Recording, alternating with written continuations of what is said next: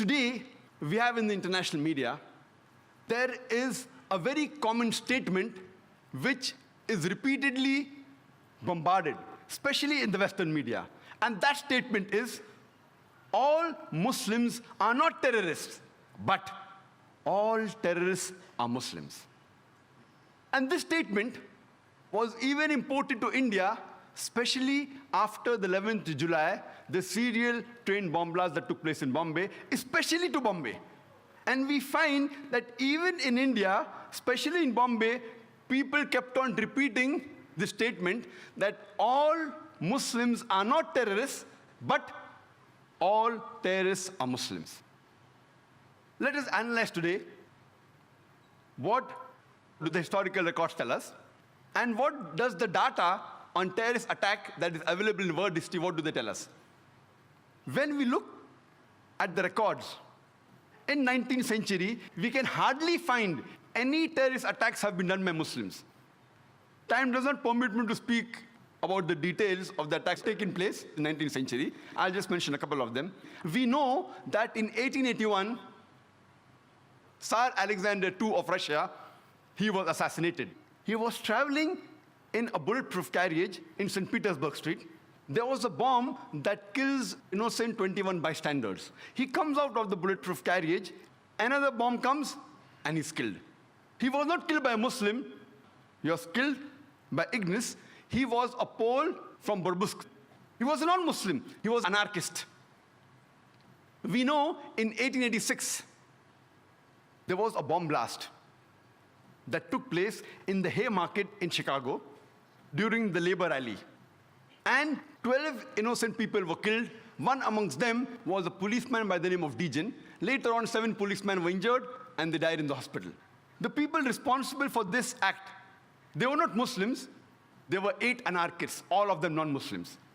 When we analyze the record of the terrorist attacks that have taken place in the 20th century, we know from the historical records that on the 6th of September, 1901, the then president of USA, William McKinley, he was assassinated by an anarchist by the name of Leon. He was shot twice by Leon. He was a non-Muslim.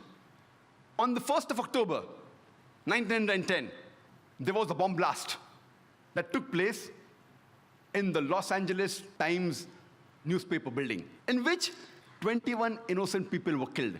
The people responsible for this bomb blast, they were 2 Christians by the name of James and Joseph. They were union leaders. They were non-Muslims. We know that on the 28th of June, 1914, in Sarajevo, France, the Archduke of Austria, along with his wife, they were assassinated, which precipitated the World War I. The people responsible for this assassination, they were called the Young Bosnia. Most of them, they were Serbs. They were not Muslims.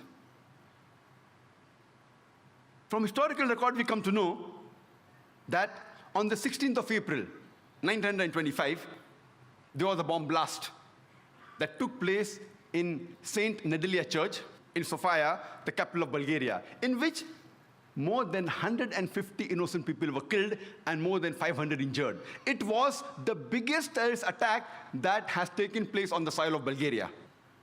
It was conducted by the Bulgarian Communist Party. They were not Muslims. We know from historical records that on the 9th of October, 1934, King Alexander I of Yugoslavia, he was assassinated by a gunman by the name of Lada Georgiev. He was a non-Muslim. The first US plane to be hijacked, it was not by a Muslim, it was by a non-Muslim by the name of Ortiz. He hijacked the US airliner to Cuba, and he later on got their asylum. When we go to the records of terrorist attacks done, we come to know that in the year 1968, the ambassador to Guatemala, he was assassinated by a non-Muslim. In 1969, the ambassador to Japan, he was knifed by a Japanese, a non-Muslim. The ambassador to Brazil in 1969, he was kidnapped by a non-Muslim.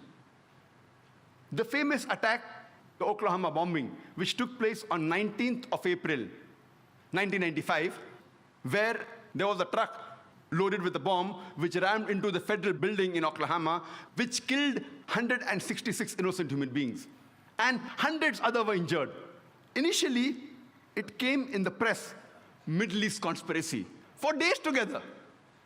Later on, they came to know it were two right-wing activists, Christians by the name of Timothy and Terry, who were responsible for the bombing of the federal building in Oklahoma.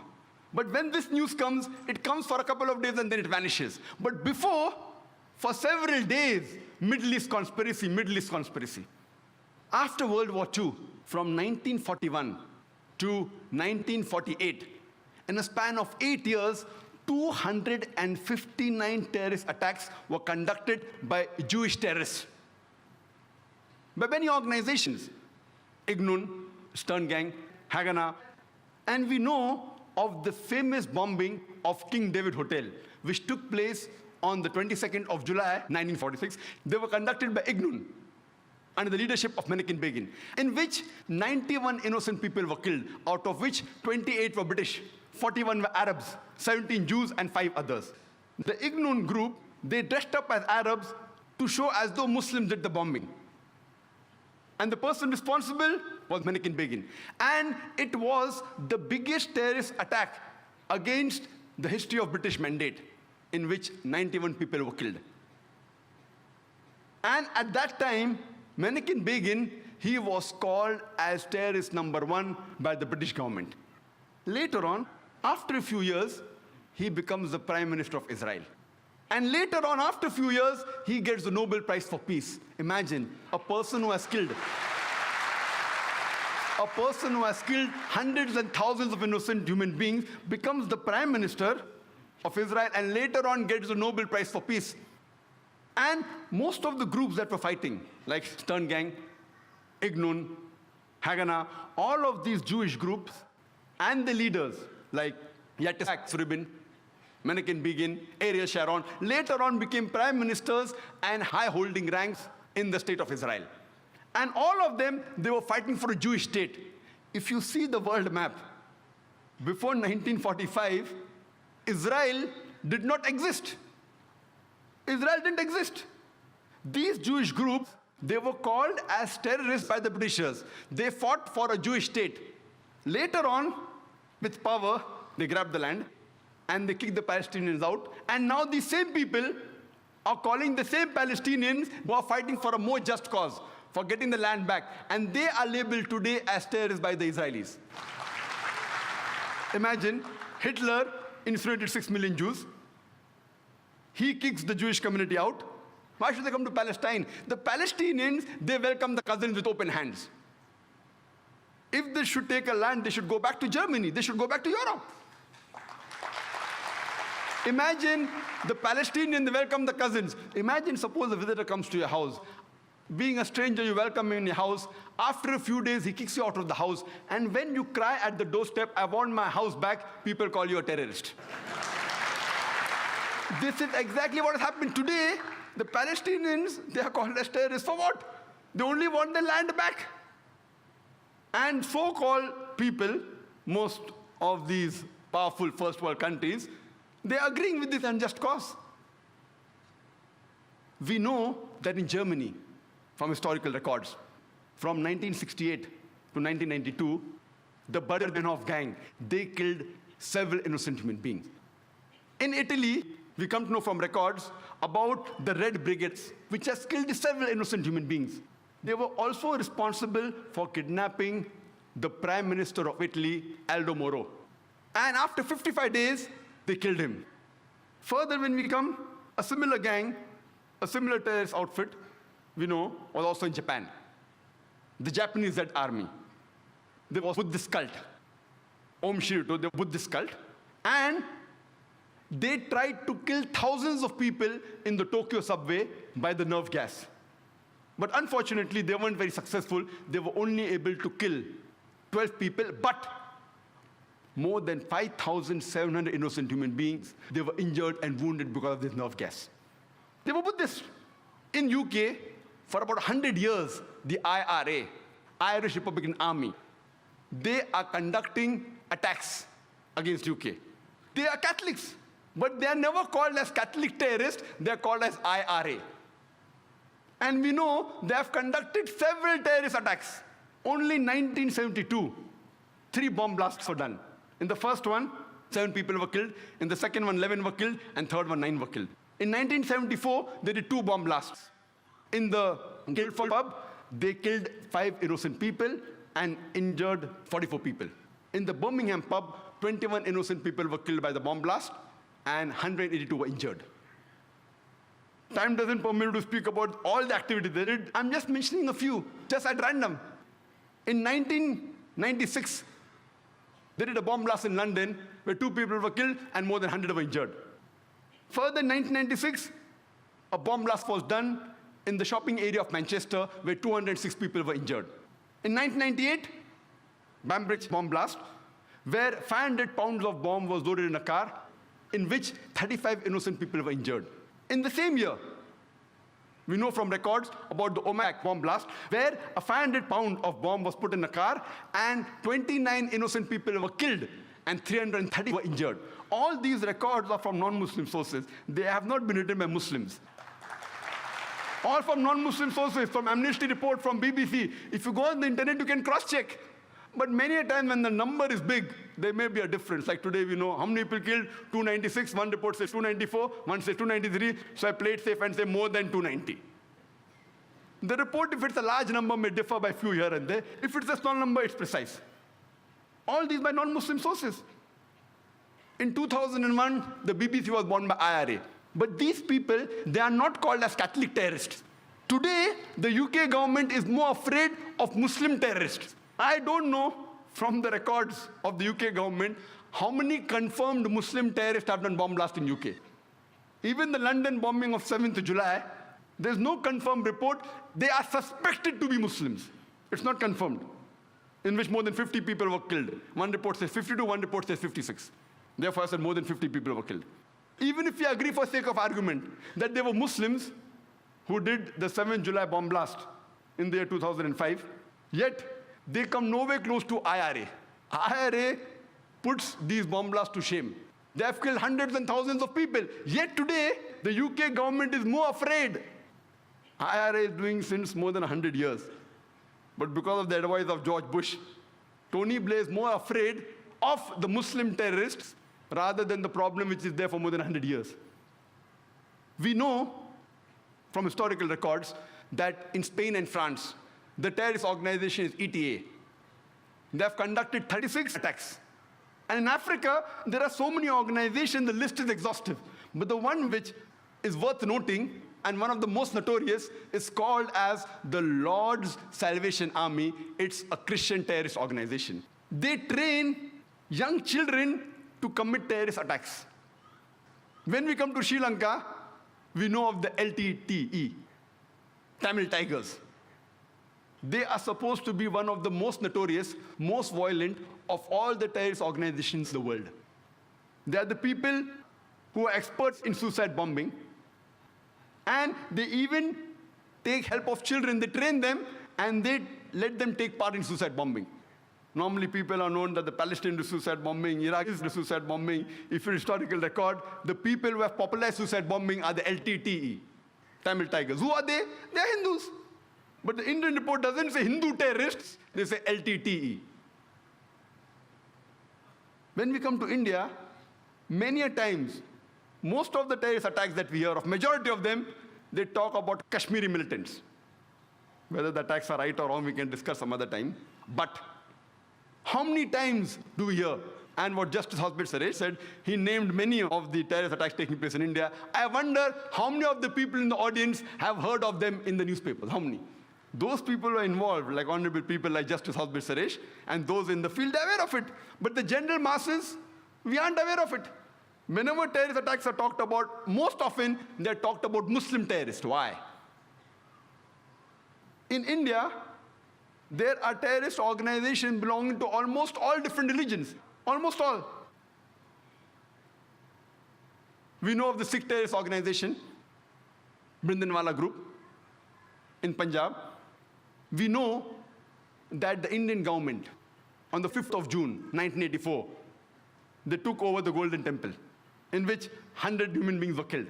In retaliation, a few months later, on 31st of October 1984, the then Prime Minister, Srimati Indira Gandhi, she was assassinated by one of her security guards who was a Sikh.